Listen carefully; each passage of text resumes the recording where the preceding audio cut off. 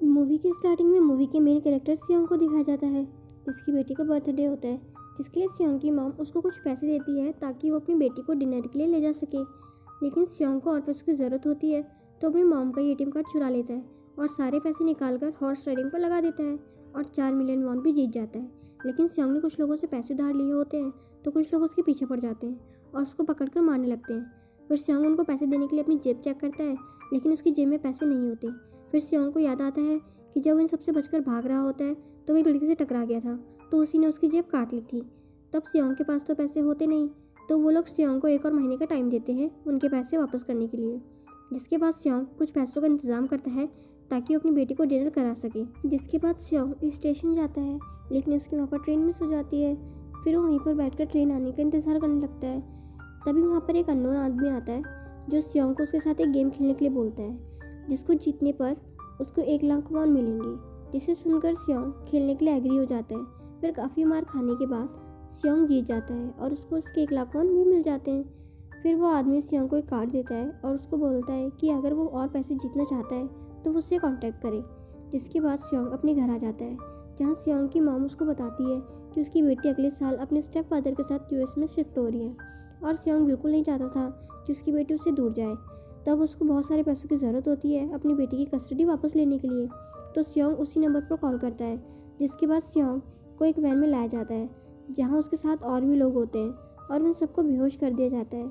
फिर उन सबको एक फैसिलिटी में लाया जाता है जहाँ पर टोटल 456 लोग होते हैं और इस फैसिलिटी को जो होस्ट कर रहा होता है वो होता है फ्रंटमैन, जो इन सब पे नज़र रख रहा होता है। फिर इन सब में एक चीज़ कॉमन थी कि ये लोग सारे कर्ज में डूबे हुए थे। फिर सियोंग प्लेयर नंबर 1 से मिलता है, जो एक बूढ़ा आदमी होता है जिसको ब्रेन ट्यूमर होता है, इसलिए वो यहाँ पर आया था क्योंकि वैसे भी उसकी लाइफ तो ख़त्म होने वाली थी। तभी वहाँ साइब्यूक और जेंग में लड़ाई हो जाती है, क्योंकि साइब्यूक ने जेंग से पैसे उधार लिए होते हैं। साइब्यूक वही लड़की होती है जिसने सियोंग के पैसे चुराए होते हैं, तो सियोंग तो उसे देखते ही पहचान जाता है और उससे अपने पैसे मांगने लगता है। तभी वहाँ पर गार्ड आ जाते हैं जो उनको बताते हैं कि उनको 6 अलग अलग गेम्स में हिस्सा लेना होगा और जीतने वाले को ढेर सारे पैसे मिलेंगे। फिर सबसे कंसेंट फॉर्म साइन कराया जाता है, जिसमें 3 रूल्स लिखे होते हैं, जिसमें कि पहला होता है कि प्लेयर अपनी मर्ज़ी से गेम नहीं छोड़ सकता, और दूसरा, जो प्लेयर गेम खेलने के लिए मना करेगा उसको एलिमिनेट कर दिया जाएगा, और तीसरा कि अगर मेजॉरिटी गेम नहीं खेलना चाहेगी तो गेम को बीच में ही छोड़ सकती है। जिसके बाद उन्हें गेम के लिए लेकर जाया जाता है। फिर सेंग्यू वहाँ पर अपने बचपन के दोस्त सैंगवू से भी मिलता है, जिसे देखकर सियोंग बहुत ही सरप्राइज होता है, क्योंकि सैंगवू की मॉम ने उसको बताया था कि सैंगवू किसी बिजनेस के लिए बाहर गया है। खैर, तो सबसे पहला गेम होता है रेड लाइट और ग्रीन लाइट। तो रूल काफ़ी सिंपल होता है कि जैसे ही डॉल गाना गाएगी तो सब लोगों को आगे बढ़ना है, और जैसे ही गाना बंद करेगी तो सबको रुक जाना है, और अगर कोई हिलता है तो उसको एलिमिनेट कर दिया जाएगा। पहले तो ये सब इनको प्रैंक लगता है, फिर एक प्लेयर हिल जाता है तो डॉल सेंसर की हेल्प से उसको गोली मार देती है। फिर सबको रियलाइज़ हो जाता है कि वो सब कितनी बड़ी प्रॉब्लम में फंस चुके हैं। फिर सब लोग पैनिक होकर इधर उधर भागने लगते हैं, जिसके बाद डॉल सबको सेंसर की मदद से शूट करने लगती है। फिर तब इनके पास एक ही रास्ता होता है कि किसी तरह गेम को कंप्लीट किया जाए।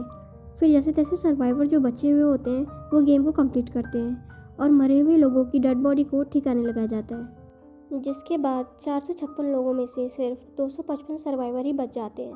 फिर इसके बाद कोई भी गेम खेलने के लिए तैयार नहीं होता, और रूल नंबर 3 के अकॉर्डिंग अगर मेजॉरिटी गेम नहीं खेलना चाहती होगी तो इस गेम को यहीं पर ख़त्म किया जा सकता है।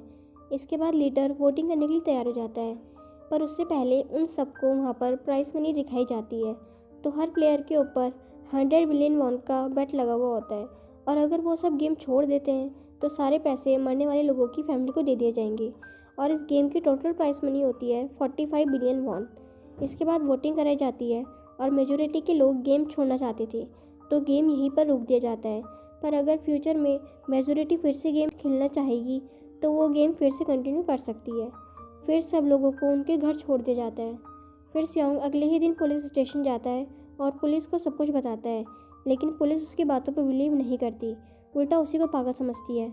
फिर सियोंग उन लोगों को वही कार्ड दिखाता है, लेकिन उस कार्ड पर जो नंबर लिखा हुआ होता है वो गलत होता है। जिसके बाद सियोंग अपने घर आ जाता है और उसकी मॉम घर पर नहीं होती। वहीं सैंगवो अपनी मॉम को छुप कर देख रहा होता है। तभी वहाँ पर सियोंग आ जाता है। फिर सैंगवो सियोंग को बताता है कि उसके ऊपर 6 बिलियन वॉन का कर्जा है, क्योंकि उसने अपने एक क्लाइंट से पैसे चुराकर उसे स्टॉक मार्केट में लगा दिया था और वो सारे के सारे पैसे डूब गए थे। तभी सियोंग को हॉस्पिटल से कॉल आता है क्योंकि सियोंग की मॉम के पैर में चोट लगी होती है और डायबिटीज का इलाज ना होने के कारण वो काफ़ी बढ़ गया था। फिर डॉक्टर उसको बताता है कि उसकी माँ का इलाज हो सकता है, लेकिन उसको उनके लिए उनका पैर काटना पड़ेगा, जिसके लिए बहुत सारे पैसे लगने वाले थे और सियोंग के पास इतने पैसे तो होते नहीं। इवन उसने अपनी मॉम के इंश्योरेंस के पैसे भी उड़ा दिए थे, जिस पर वो अपनी एक्स वाइफ के पास जाता है उससे पैसे मांगने के लिए, लेकिन उसकी एक्स वाइफ उसको मना कर देती है। फिर सियोंग की एक्स वाइफ अपने हस्बैंड को बताती है कि सियोंग आया था उससे पैसे मांगने।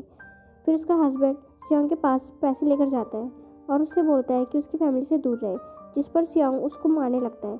लेकिन तभी वहाँ पर सियोंग की बेटी आ जाती है और दूसरी तरफ सियोंग का एक फ्रेंड अली अपने बॉस से पैसे मांगने जाता है, लेकिन उसका बॉस उसको पैसे देने के लिए मना कर देता है, जिससे उन दोनों के बीच में लड़ाई होने लगती है। जिस दौरान उसके बॉस का हाथ एक मशीन में आ जाता है और उसी का फ़ायदा उठा के अली वहाँ से पैसे लेकर भागता हुआ अपनी वाइफ के पास आता है और उसको पहली फ़्लाइट पकड़कर यहाँ से जाने के लिए बोलता है। इसके बाद साइबियो को दिखाया जाता है, जो कि एक एजेंट से मिलती है, क्योंकि उसने अपनी मॉम को नॉर्थ कोरिया से साउथ कोरिया में लेके आना था, लेकिन उसको इन सब के लिए बहुत सारे पैसों की ज़रूरत होती है। और अब हमें यहाँ पता चलता है कि साइबियो का एक छोटा भाई भी है, जिसको उसने प्रॉमिस किया होता है कि वो उनकी मॉम को वापस यहाँ ले आएगी। फिर हमें ऑफिसर होंग को दिखाया जाता है और होंग का भाई कुछ दिनों से गायब होता है और वो अपना फ़ोन भी नहीं उठा रहा होता। फिर ऑफिसर अपने भाई के घर पर जाता है, तब उसे पता लगता है कि उसका भाई तो कई दिनों से घर पर भी नहीं आया है। फिर वो ऑफिसर घर की तलाशी लेने लगता है, जहाँ उसको वही कार्ड मिलता है जो कि सियोंग ने पुलिस स्टेशन में दिखाया था। फिर होंग जाकर सीधा सियोंग से पूछताछ करता है, लेकिन सियोंग उसको कुछ भी नहीं बताता। फिर सियोंग अपने घर पहुँचता है तो उसे वही कार्ड दोबारा मिलता है और सियोंग डिसाइड करता है कि वो गेम दोबारा खेलने जाएगा। जिसके बाद उन सबको एक शिप पर लाया जाता है और ऑफिसर होंग उनकी गाड़ी का पीछा करते हुए शिप तक पहुंच जाता है, जहां वो एक गार्ड को मार के पानी में फेंक देता है। जिसके बाद सबको एक आइलैंड में लेके जाया जाता है, जहां उनको एक फैसिलिटी में रखा जाता है। अब उनको ज़रा सा भी आइडिया नहीं था कि अगला गेम कौन सा होगा और उसे कैसे खेला जाएगा। इसके लिए वो अपनी अलग अलग टीम बना लेते हैं। फिर रात को साइब्यूक और उसकी फीमेल फ्रेंड वॉशरूम जाते हैं। यहाँ पर साइब्यूक गार्ड की नज़रों से बचकर उस फैसिलिटी को एक्सप्लोर करने लगती है। तभी वो देखती है कि गार्ड्स बड़े बड़े बर्तनों में कुछ बना रहे होते हैं, लेकिन अब गार्ड्स को शक हो जाता है तो उसमें से एक गार्ड वॉशरूम को चेक करने लगता है, लेकिन तब तक साइब्यूक वापस आ चुकी थी। इसके बाद साइब्यूक अपनी फीमेल फ्रेंड को सारी बातें बता देती है, लेकिन यहाँ सेंगो उनकी सारी बातें सुन लेता है और वो साइब्यूक से इसके बारे में पूछता है, जिस पर साइब्यूक उसको सब कुछ बता देती है। इसके बाद सभी प्लेयर्स को प्लेग्राउंड में लाया जाता है, जहां उनके सामने 4 अलग अलग शेप्स थी, जिसमें से सबने अपनी एक एक शेप को चूज़ करना था। और यहाँ पर सैंगो को आइडिया लग जाता है कि अगला गेम कौन सा है और उनको क्या करना होगा।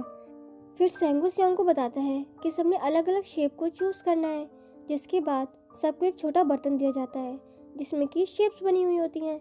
अब गेम ये होता है कि उन्हें अपनी चूज़ की हुई शेप को बाहर निकालना है बिना डैमेज किए हुए, पर अगर शेप ज़रा सी भी ख़राब हुई तो उनको एलिमिनेट कर दिया जाएगा, यानी कि मार दिया जाएगा। फिर सैंगो तो इजीली अपनी शेप निकाल लेता है, लेकिन सियोंग इतना ज़्यादा घबरा जाता है कि उसकी हालत ख़राब होने लगती है, लेकिन किसी न किसी तरीके से वो शेप को निकालने में कामयाब हो जाता है। फिर उन सब सर्वाइवर्स को उनके रूम में वापस लाया जाता है, जिसमें से 187 प्लेयर में से 108 प्लेयर ही रह गए थे। फिर जिसके बाद उन सबको खाने के लिए लाया जाता है, जहाँ पर खाने की वजह से जैंग की एक लड़के से लड़ाई हो जाती है, जहाँ पर जैंग उस लड़के को बहुत मारता है, जिसकी वजह से वो लड़का ऑन द स्पॉट ही मारा जाता है।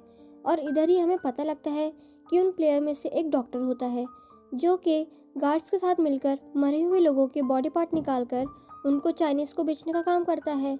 इसलिए जब भी डेड बॉडीज़ को ले जाया जाता है तो उन डेड बॉडीज़ को गायब कर लेते हैं, क्योंकि ये सब कुछ एक प्लान के अकॉर्डिंग चल रहा था, क्योंकि ये सब कुछ फ्रंटमैन से छुपकर हो रहा था।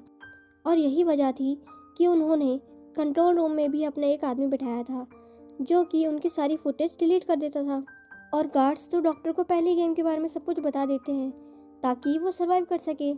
फिर वहीं पर एक गार्ड डॉक्टर को बताता है कि आज हमने जानबूझकर प्लेयर्स को खाना कम दिया, जिससे कि वो लोग आपस में लड़ने लगे, जिससे कि होगा ये कि सारे वीक प्लेयर पहले ही आउट हो जाएंगे।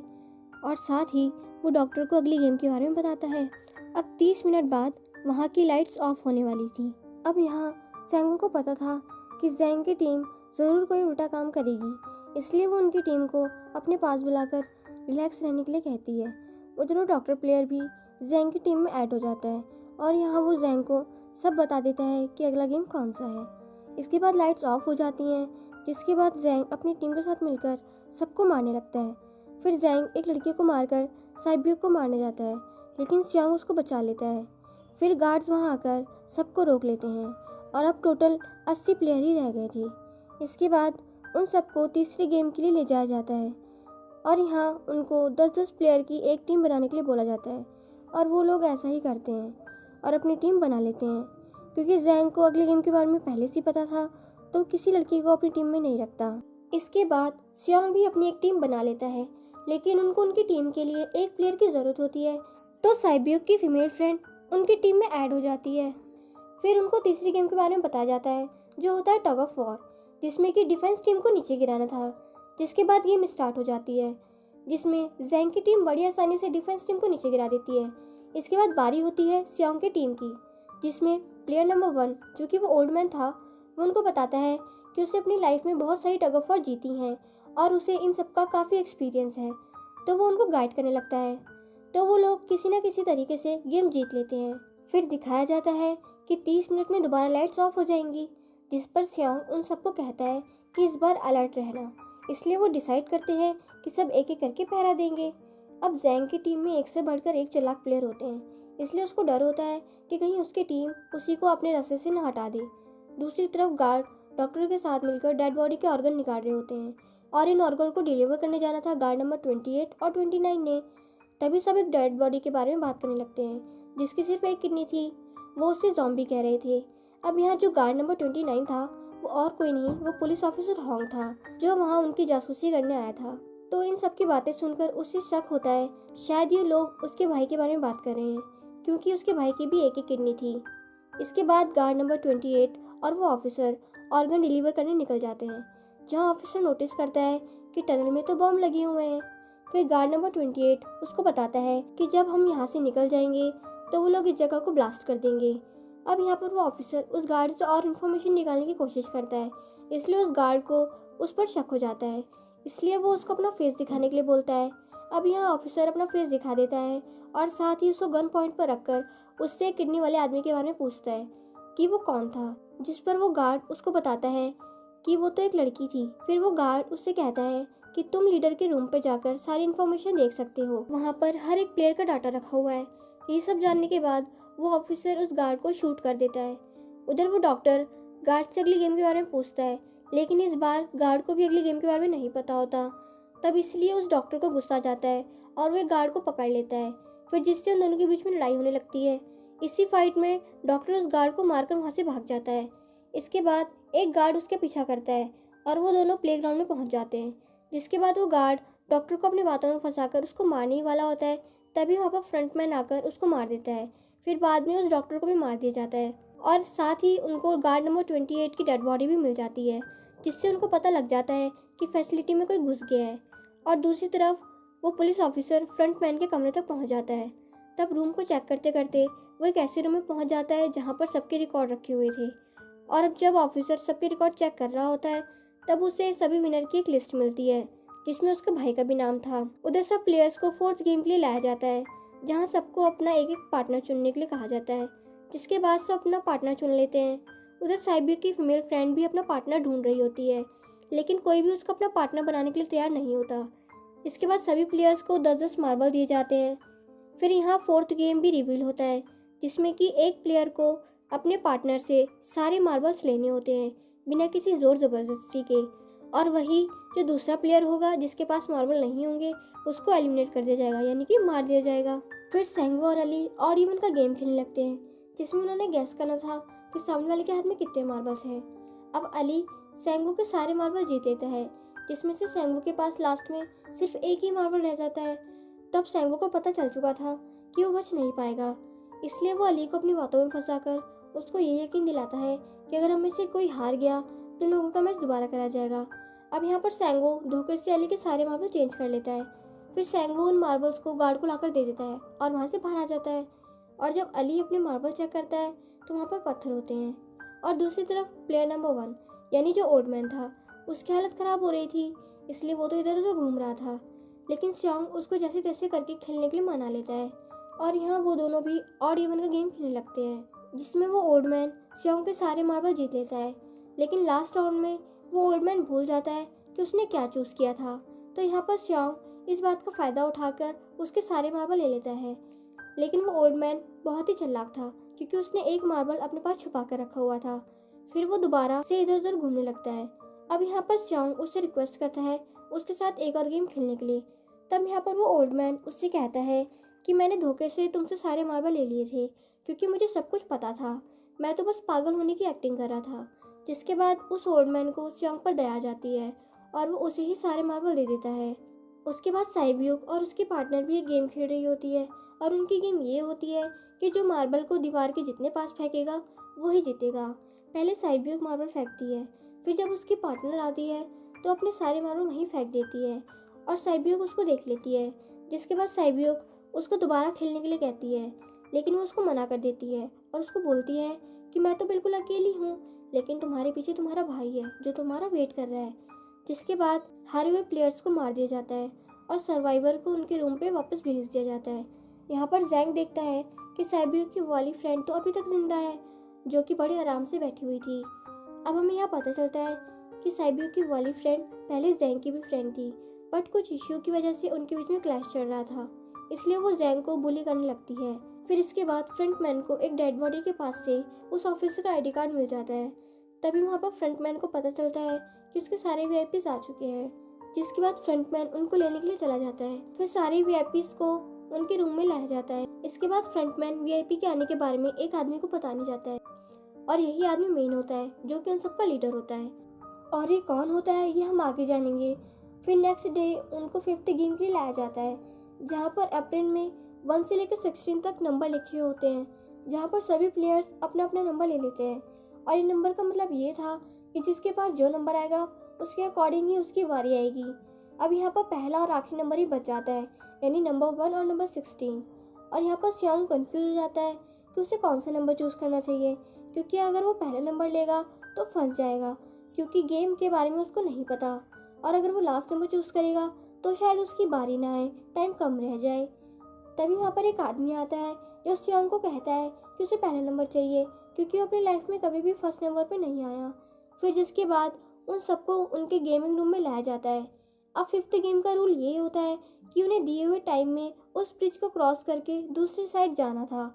अब इस ब्रिज में 2 तरीके के ग्लास लगे हुए होते हैं, उनमें से एक होता है नॉर्मल ग्लास और दूसरा होता है टेम्पर्ड ग्लास। और नॉर्मल ग्लास में पैर रखते ही वो नीचे गिर जाएंगे। इसके बाद गेम स्टार्ट हो जाता है और वो लोग एक एक करके मरने लगते हैं। फिर जैंग की बारी आती है, लेकिन वो आगे नहीं बढ़ रहा होता। अब उनके पास एक ही ऑप्शन था, या तो जैंग आगे जाए या तो सभी को मार दिया जाए।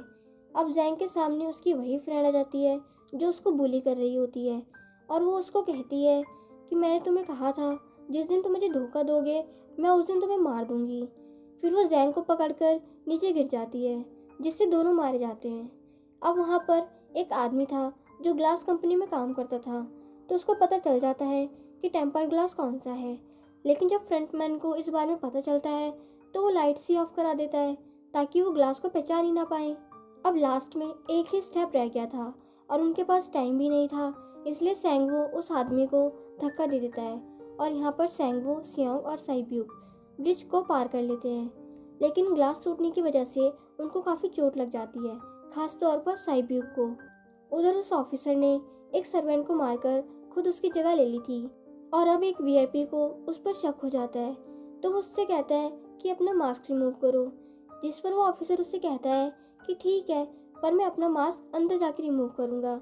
इसके बाद वो वीआईपी उस ऑफिसर को लेके अंदर चला जाता है, जहाँ पर वो ऑफिसर उस वीआईपी को बेहोश कर देता है और इस बात का पता फ्रंटमैन को चल जाता है, इसलिए फ्रंटमैन उसके पीछे जाता है और वो उस ऑफिसर को देख लेता है। इसीलिए वो ऑफिसर वहाँ से भागकर आइलैंड में आ जाता है और फ्रंटमैन भी उसका पीछा करते करते वहाँ पर आ जाता है।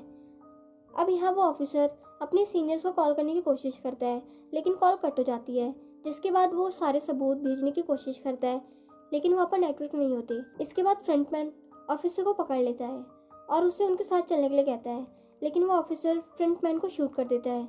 इसके बाद फ्रंटमैन अपना मास्क उतार देता है। फिर वो ऑफिसर देखता है कि वहाँ पर और कोई नहीं उसका अपना भाई है। जिसके बाद फ्रंटमैन अपने भाई को शूट कर देता है और वो जाके पानी में गिर जाता है।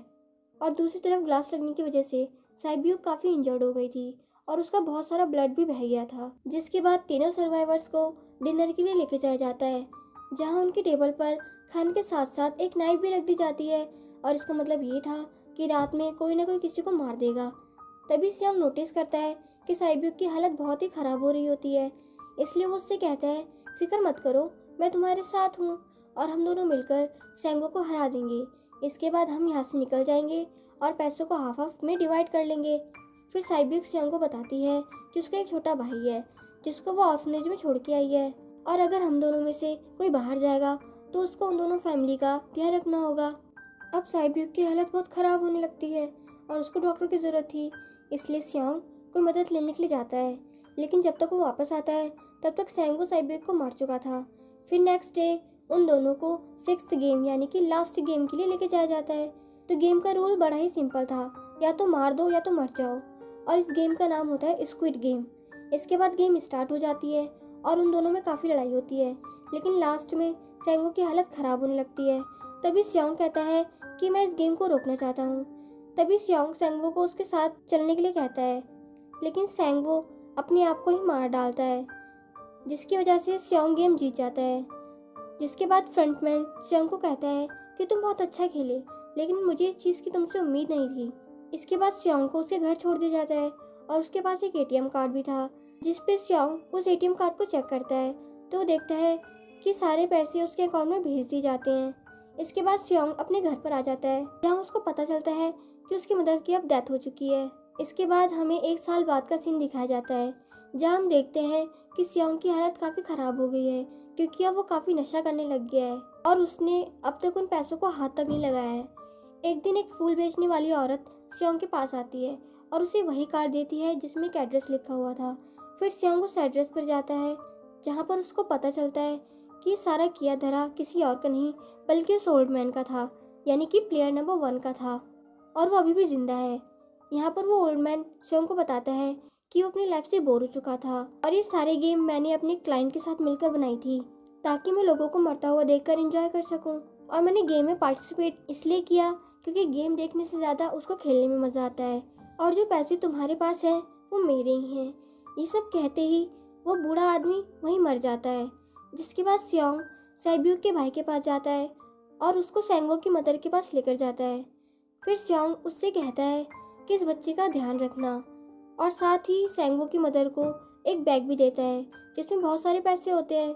जिसके बाद सियोंग स्टेशन जाता है, जहाँ उसको वही अननोन पर्सन दिखता है जो उसको मूवी के स्टार्टिंग में दिखा था, जिसे देखकर वो उसका पीछा करने लगता है, लेकिन तब तक वो अननोन पर्सन भाग चुका था। फिर सियोंग उस कार्ड पर लिखे हुए नंबर पर कॉल करता है और उनसे पूछने की कोशिश करता है कि तुम लोग कौन हो और लोगों के साथ ऐसा क्यों कर रहे हो।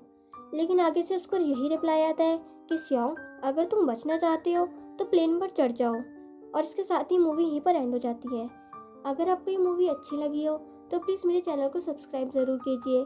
आपके सपोर्ट से मुझे मोटिवेशन मिलेगा ऐसी वीडियोज़ और बनाने के लिए। Thanks for watching.